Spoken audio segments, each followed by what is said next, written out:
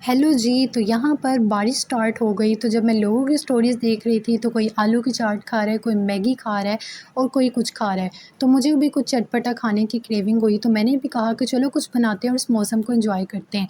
तो मैंने निकाले टॉप्स और मोस्टली इवनिंग के स्नैक्स में मैं यही खाती हूँ और मैंने इसको बनाया और मैंने भी बारिश एंजॉय की। बहुत ज़्यादा बजट फ्रेंडली है और मोस्टली ये कि आपका टाइम भी नहीं लगता, जस्ट आपने इसको ऑयल में डालना है और इसको अच्छे से फ्राई कर लेना जस्ट 1 से 2 मिनट के लिए। ऐसी और वीडियोज़ के लिए चैनल को लाइक, शेयर, सब्सक्राइब।